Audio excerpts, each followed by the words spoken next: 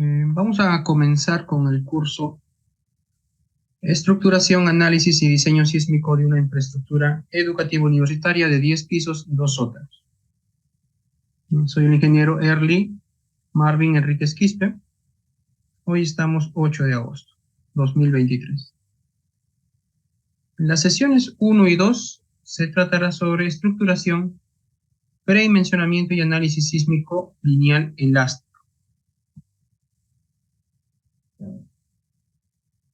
Un índice que vamos a ver el capítulo 1 de las sesiones 1 y 2, objetivos, descripción general del proyecto, características de los materiales, cargas unitarias, consideraciones sísmicas y reglamentos y normas.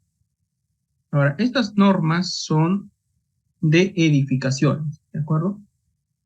Cada estructura tiene sus propias normas. Por ejemplo, los puentes, ¿no? Si desean diseñar puentes, tienen que utilizar el manual de puentes del 2018. Tanques elevados. Si desean utilizar tanques elevados, tienen que utilizar la norma ACI 350. ¿No? Antenas de telecomunicaciones, torres de telecomunicaciones. Tienen que utilizar la norma TIA, ANSI, EIA, puede ser F, G o H. Entonces, cada estructura tiene sus normas. El Reglamento Nacional de Edificaciones es solo para edificaciones, ¿de acuerdo? Podemos utilizar algunas consideraciones de ahí para otro tipo de estructuras, pero no es precisa para ese tipo de estructura. Entonces debemos buscar una normativa que se adecue al diseño de nuestra estructura que deseamos realizar.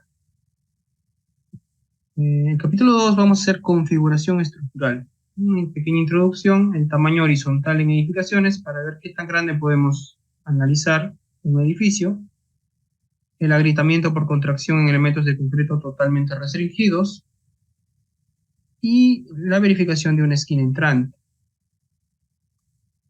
Estructuración, vamos a hacer la estructuración de las losas aligeradas, losas macizas, vigas, columnas, placas y escaleras. Y el predimensionamiento de los mismos elementos. Ya en la sesión 2 ya vamos a ver lo que es el análisis sísmico lineal elástico del modal espectral. ¿No? El modelo, los periodos, el análisis dinámico, la verificación de irregularidades, el análisis de distorsiones y la fuerza cortante mínima. Entonces, el ACCI 41 del 2013, ahora está en el 2017, indica que tenemos dos tipos de procedimientos de análisis sísmico. El análisis lineal, que es lo que utiliza nuestra norma, es 030, y el análisis no lineal. Dentro del análisis lineal tenemos el análisis estático y el análisis dinámico. Actualmente ya no creo que alguien haga análisis estático, ¿cierto? El análisis estático era fuerzas equivalentes en el centro de masas de cada entrepiso, pero era de una manera de simplificar y hacer rápidamente el análisis manualmente prácticamente. Actualmente contamos con computadoras, con programas. No creo que alguien a estas alturas realice análisis estático. Del análisis estático lo único que sacamos es el cortante basal, ¿cierto? Y comparamos con el cortante dinámico. Dentro del análisis dinámico también, ¿no? Hay dos tipos de análisis, que tenemos el análisis modal espectral y el análisis tiempo-historia. Y tampoco creo que alguien haga análisis tiempo-historia, ya que la norma no lo elige, no lo exige. El análisis tiempo-historia se basa en registro sísmico. Tampoco no tendría mucho sentido, habría que comparar, pero no tendría mucho sentido realizar análisis tiempo-historia en el rango lineal, ¿no? Ese tipo de análisis sirve en el análisis no lineal. Lo mismo sucede en el análisis no lineal, tenemos estático y tenemos dinámico. nosotros tenemos que utilizar este procedimiento de análisis lineal. ¿Ya? La norma 030 indica análisis lineal. ¿En qué se basa el análisis lineal? Se basa en una demanda y en una capacidad. Entonces, la capacidad debe ser mayor a la demanda. Y la demanda sísmica tiene que ser absorbida por tres cosas, ¿no? Resistencia y ductilidad, se podría decir. Estos dos son los que resisten, ¿ya? Estas dos son los que resisten la demanda sísmica, resistencia y ductilidad. O sea, el sismo puede ser más fuerte que la resistencia, ¿cierto? O sea, tú puedes resistir menos que el sismo. El exceso del sismo se lo va a llevar la ductilidad, ¿ya? La sumatoria de estos dos debe ser mayor a la demanda. Pero el enfoque actual, a partir de la norma del 97, incluye lo que es rigidez. O sea, tú puedes tener bastante ductilidad, el problema es el daño. Una estructura se va a dañar. Mientras más ductilidad tenga, más daño va a haber. Entonces, debemos tener un daño controlado. Y ese daño controlado se controla mediante la rigidez, ¿ya? Entonces, la rigidez es la capacidad de no deformarse, ¿cierto? Hasta cierto punto puedes deformarte, después ya no. Entonces, esto se controla con las distorsiones. Nada más, ¿no? Ya sabemos que estos dos van a resistir el sismo, son los encargados de resistir el sismo, pero la rigidez es básica para, después de un sismo, poder ser reparado nuestra estructura, o sea, que la reparación no sea muy costosa. ¿De acuerdo? Ya. Entonces, el procedimiento lineal se basa en una fuerza elástica. Esta vendría a ser la fuerza elástica, fuerza máxima, ¿no? El ZUCS por el peso. Esa es la fuerza máxima. Y debemos reducirla. Se reduce esta fuerza mediante un factor de reducción R. Entonces, esta vendría a ser tu fuerza de fluencia, ¿ya? Con esta fuerza nosotros metemos en el programa ETAPS. Y obviamente esta fuerza nos va a producir este desplazamiento elástico. Pero acá sería la parte de resistencia, ¿de acuerdo? Hasta este punto sería resistencia. El resto, aquí lo vemos, el resto es ductilidad. El resto es ductilidad. ¿Correcto? Entonces, mientras más se ha reducido la fuerza elástica, más ductilidad va a haber, se supone, ¿no? Y para que exista esa ductilidad debemos confinar bastante nuestros elementos, ¿ya? Para llegar precisamente a este desplazamiento inelástico, ¿no? Que la norma indica que es un 0,75 de R para edificaciones regulares y 0,85 de R para edificaciones irregulares. En eso nada más se basa la norma, ¿no? En un análisis lineal elástico. Pero debemos tener presente este comportamiento, que es un comportamiento elastoplástico, ¿de acuerdo? Resistencia y ductilidad. Entonces tenemos dos tipos de análisis estático. Cualquier consulta que tengan, lo escriben en el chat, por favor, y la vamos a absolver en un debido momento. Tenemos dos tipos de análisis, el análisis estático y el análisis dinámico. Entonces, el análisis estático son fuerzas equivalentes en el centro de masas. Para ese tipo de análisis, la norma indica que tenemos ciertas restricciones. Por ejemplo, todas las estructuras regulares o irregulares en zona sísmica 1. Es decir, que si tu estructura está en zona 2, zona 3 o zona 4 y es irregular, no puedes realizar el análisis estático, a menos que sea de cierta altura, ¿no? Por ejemplo, las estructuras clasificadas como regulares de no más de 30 metros de altura. O sea, si tu estructura es regular y tiene, digamos, 10 pisos, puedes hacer un análisis estático. Y también las estructuras de albañilería o concreto armado, muros de ductilidad limitada, de no más de 15 metros de altura, aun cuando sean irregulares. En esos casos, puedes utilizar el análisis estático. Y el análisis estático antes se utilizaba de manera con Excel, ¿no? Con un Excel. Entonces tú agarrabas un pórtico, ¿no? ¿Cómo trabajaban antes?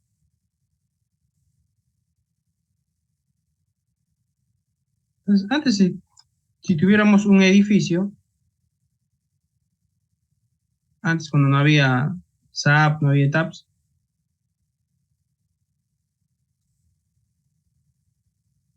entonces si es una estructura regular, pues tú puedes considerar que la deformada es la misma.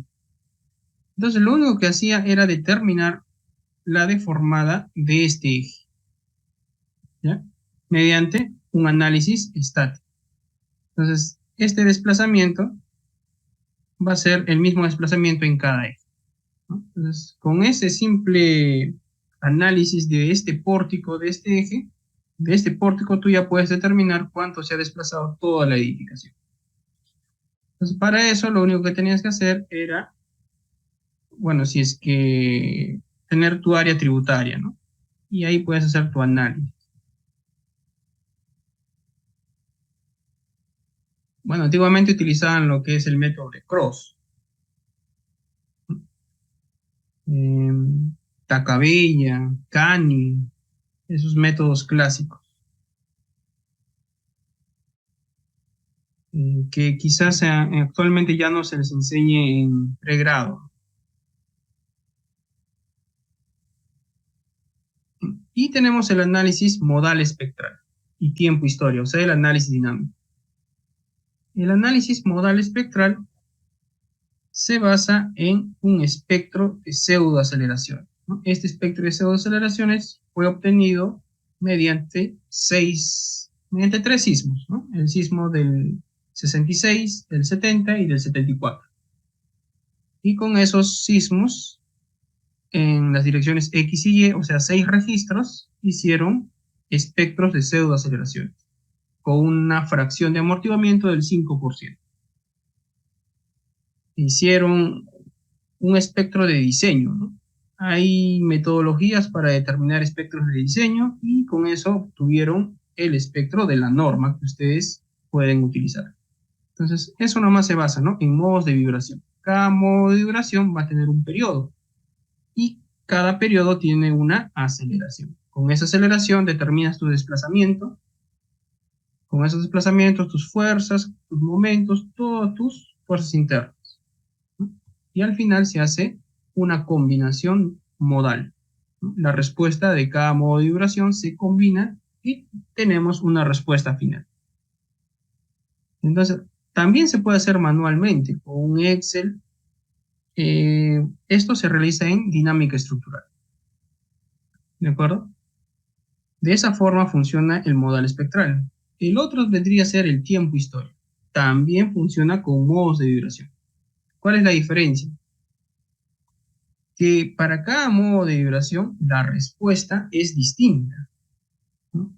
Va a ser más chiquito, más grande la respuesta, ¿ya? Y se puede ver la respuesta, por ejemplo, el desplazamiento a través del tiempo durante todo el sismo. Obviamente nos interesa la máxima, ¿cierto? Entonces la máxima respuesta de un modo de vibración no es la misma, o sea, en el mismo tiempo no es la misma para otro modo de vibración, varía. Entonces, cuando tenemos eh, tiempo-historia, ya no se puede hacer una combinación modal. Ahí simplemente se hace una superposición modal, es decir, se suman las respuestas de cada respuesta modal. Se suma todo y esa vendría a ser tu respuesta final. ¿De acuerdo? ¿Ya? Pero la nueva metodología vendría a ser el análisis no lineal, ¿no? El análisis no lineal mm, no está en la norma y no creo que lo esté a corto plazo, ya que la norma está dedicada para ingenieros de la práctica. no para ingenieros que se dediquen a las estructuras. O sea, cualquier ingeniero civil puede utilizar la norma 030 sin ningún problema. Su firma de un ingeniero civil que se puede dedicar a otras cosas vale igual que la firma de un doctor en estructuras, que un maestro en estructuras, vale igual. Entonces la norma está hecha para que todos la usen. Es una norma simple, recontra simple. ¿De acuerdo? Entonces, hacer procedimientos no lineal ya va más para personas que se dedican a la investigación, ya que los procedimientos no lineales ayudan a comprender el comportamiento real de las estructuras mediante los modos de falla y el potencial de colapso progresivo. Entonces podemos ver en qué parte van a ocurrir las rótulas plásticas, dónde va a fallar, ¿de acuerdo? Entonces se ve una manera progresiva, ¿no? Si falla primero tu viga o tu columna. También proporcionan un enfoque más racional en comparación con los procedimientos lineales, ya que se consideran deformaciones en lugar de fuerzas. Nosotros vamos a ver desplazamientos. Acá podemos ver la ductilidad de una estructura. Entonces, estos procedimientos tienen como objetivo predecir la respuesta global de la estructura más allá de la capacidad elástica lineal.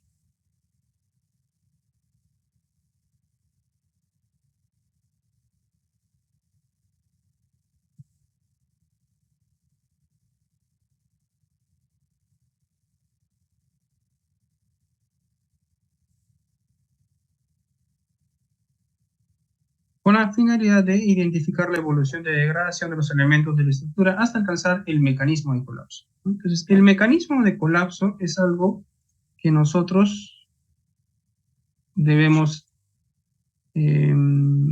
entender. ¿Cuál es un mecanismo de colapso ideal?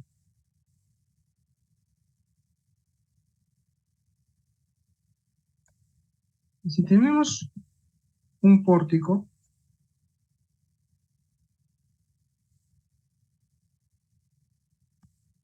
y le aplicamos una fuerza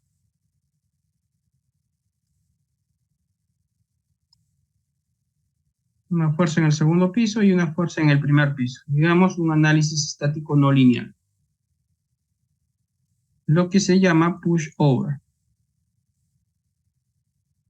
Entonces nosotros sabemos que van a haber momentos en cada sección, ¿no? Acá va a haber un diagrama de momentos, digamos así.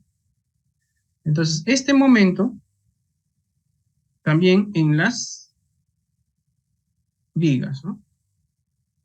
Entonces, este momento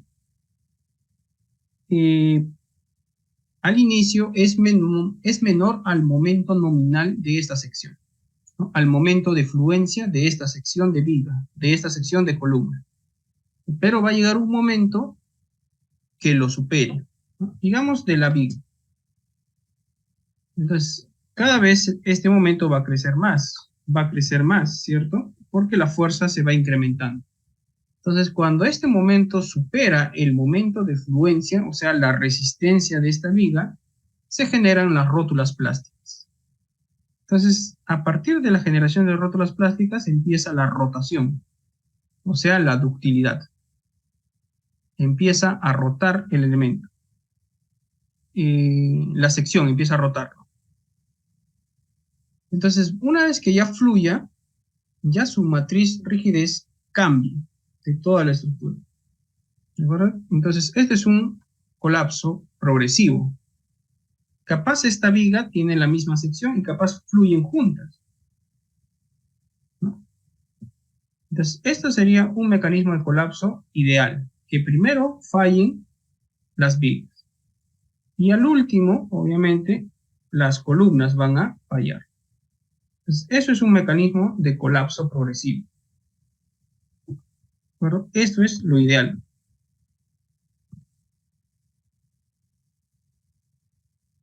Pero digamos que nosotros tenemos columnas muy delgadas y vigas muy gruesas. Entonces, el momento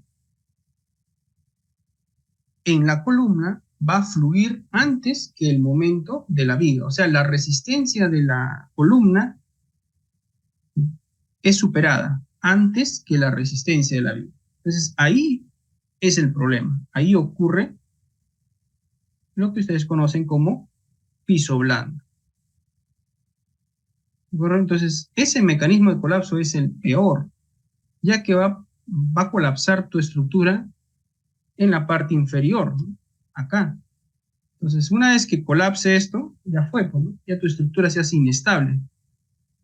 ¿Ya? A pesar que está apoyado, pero va a llegar el momento donde esto va a fallar, porque tiene su límite, ¿no? Tiene su límite. Y va a colapsar toda tu estructura y todo esto está prácticamente sano, ¿no? Entonces, este es un mecanismo de colapso no deseado.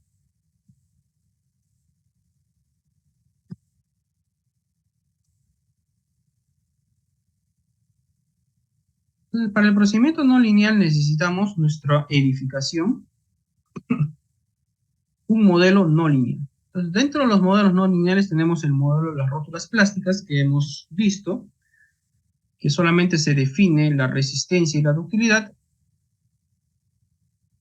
Y también necesitamos, o también podemos utilizar el modelo de las fibras, que generalmente se utiliza para placas o muros de concreto armado, ¿no? Donde ya tenemos que definir no la sección, no la ductilidad de la sección, ni la resistencia de la sección, sino las propiedades del material, ¿no? Justamente lo que hemos visto, las curvas esfuerzo de formación de los materiales, o sea, el concreto confinado, el concreto no confinado y el acero. Entonces debemos modelar de una manera no lineal, ¿ya? Considerando su resistencia y su ductilidad de cada elemento. Y también necesitamos el sismo. Obviamente, si es un análisis estático, son fuerzas nada más, que tú vas incrementando, poco a poco vas incrementando esas fuerzas. Pero si es un análisis dinámico, ahí sí necesitamos este sismo. Ahora, este sismo,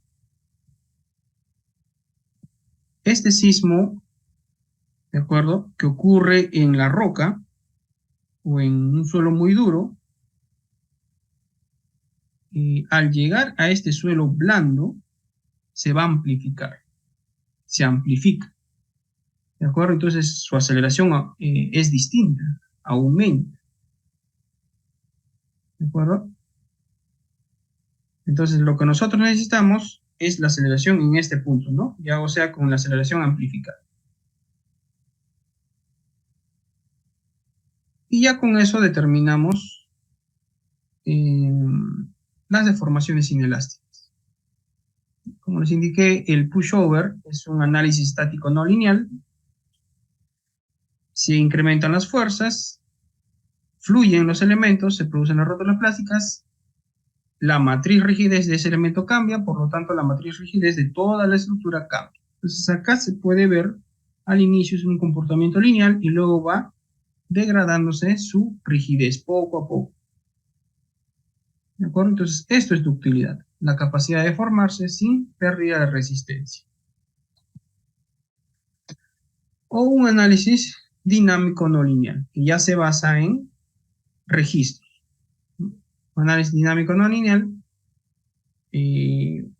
la estructura pues, va a entrar en fluencia y después tiene un comportamiento histerético, ¿de acuerdo? Tiene un comportamiento histerético y se hace una envolvente, y este sería su curva envolvente, fuerza de desplazamiento.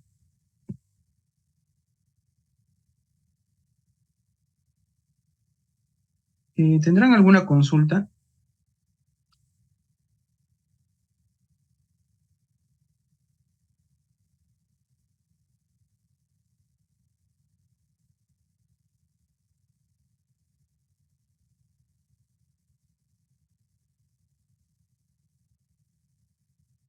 Artemio, Dayana, Eduardo, Fran, Gonzalo, Luis, Rubén, yo, Fran.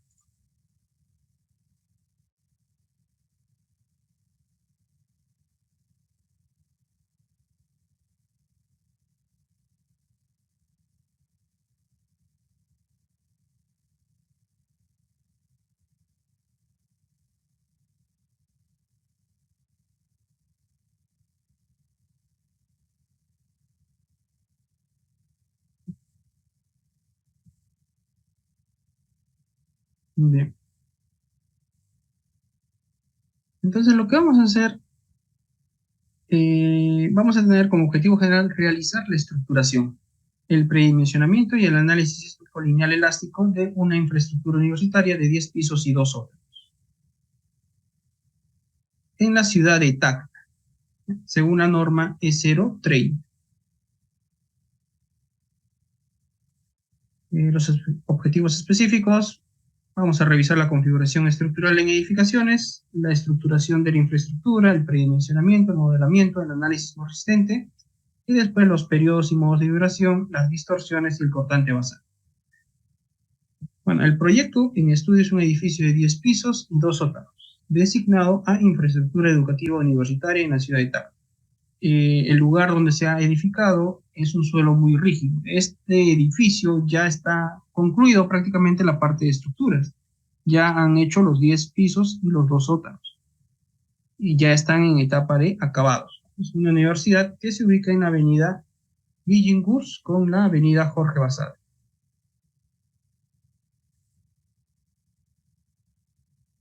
Tiene acceso a sus niveles superiores a través de 2 escaleras interiores y 2 ascensores. Los niveles tienen una planta típica con una altura entre piso de 4,50 el primer piso y 3,55 los demás pisos.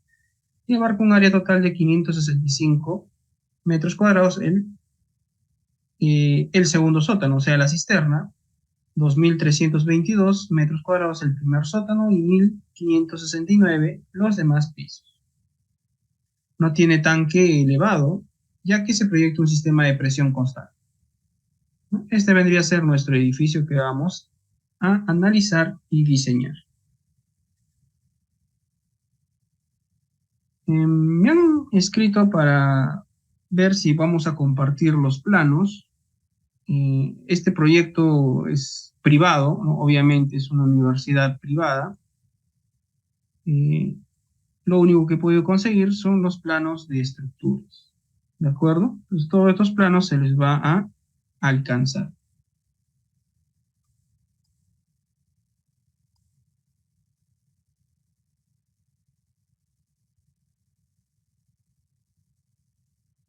Bien, los materiales. El concreto utilizado es 280.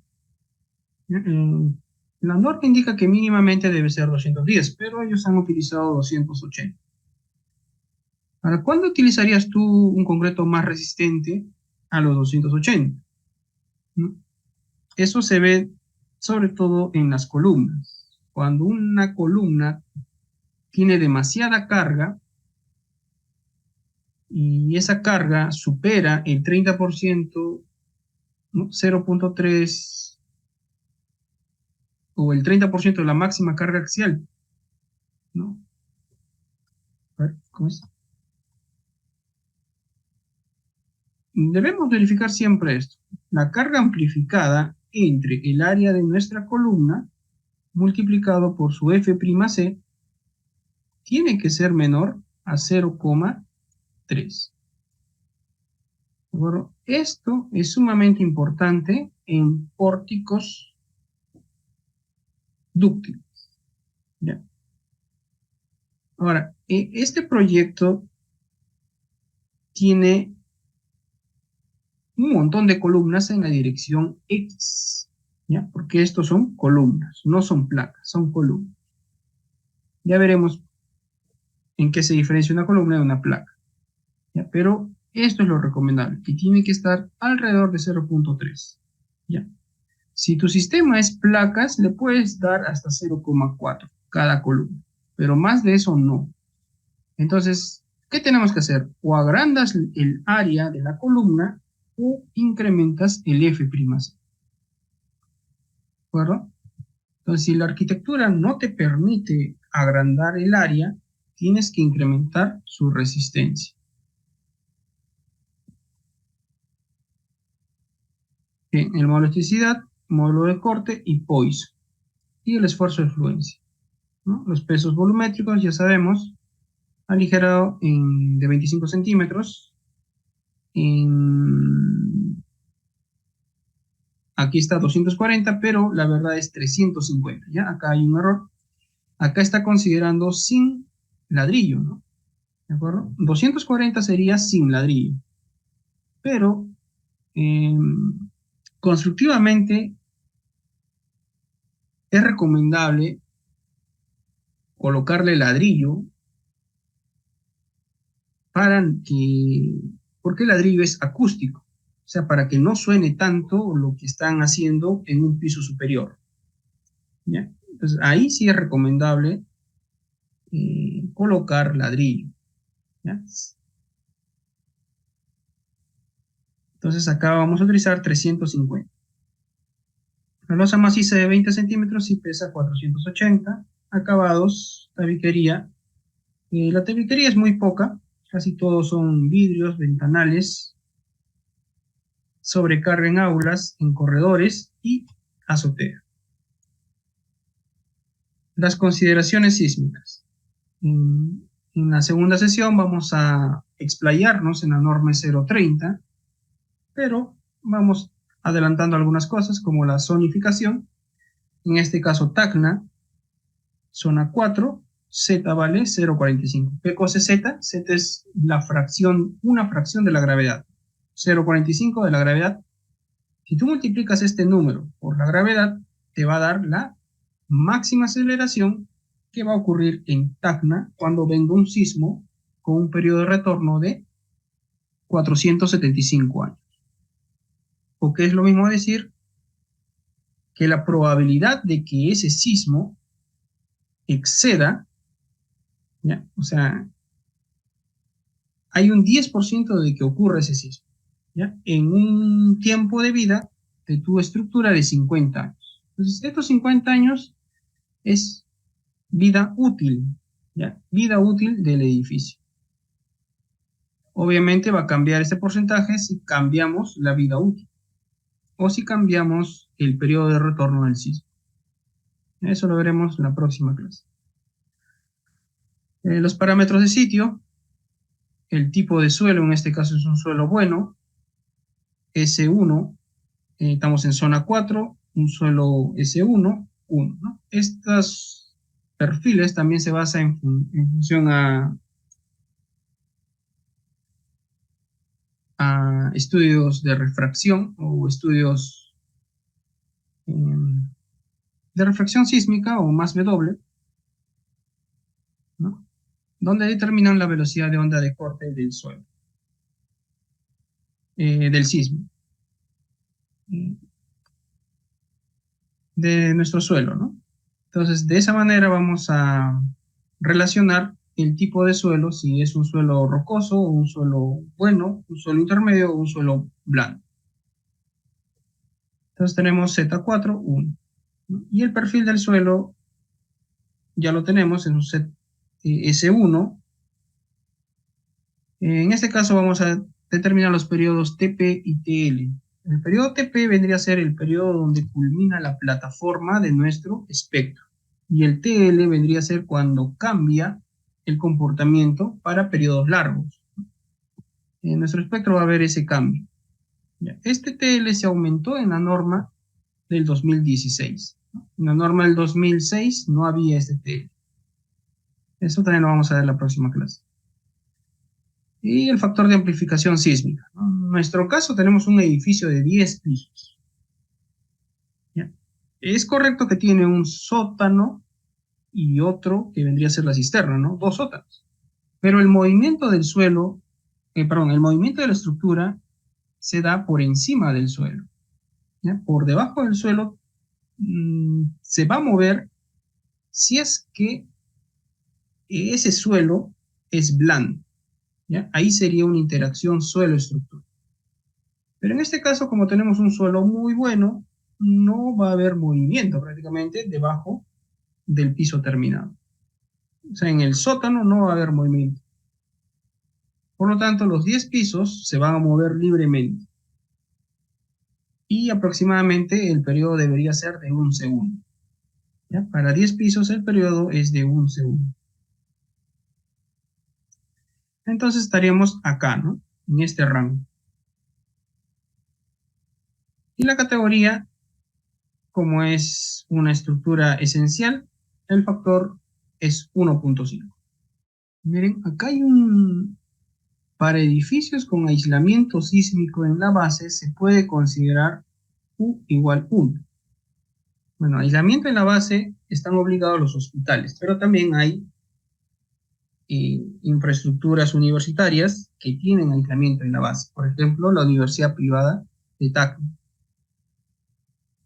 Pero eso se refiere a que el, eh, el sismo de diseño es para controlar que la edificación esté dentro o se encuentre totalmente operativa después de un sismo. Pero también se va a verificar con el sismo máximo, y ya prácticamente sería lo mismo que multiplicarlo por 1.5. Eso lo vamos a ver después. El sistema estructural. Bueno, en las especificaciones de los planos, ustedes van a notar que el sistema estructural es de muros estructurales en la dirección y sistema dual en la dirección X. Ahora, el sistema dual tiene dos tipos, dual tipo 1 y dual tipo 2. El dual tipo 1 se parece a los muros estructurales y el dual tipo 2 se parece a los pórticos. ¿Ya? Las consideraciones son para pórticos si tienes dual tipo 2. ¿Cómo sabes si es dual tipo 2? Simplemente si la sumatoria de los cortantes que absorben tus placas es menor al 60% del cortante basal. Si es menor al 60%, es un dual tipo 2. Si es mayor al 60%, es dual tipo 1. Y si es mayor al 80%, ya sería de muros estructurales. Bueno, y estas serían nuestras normas.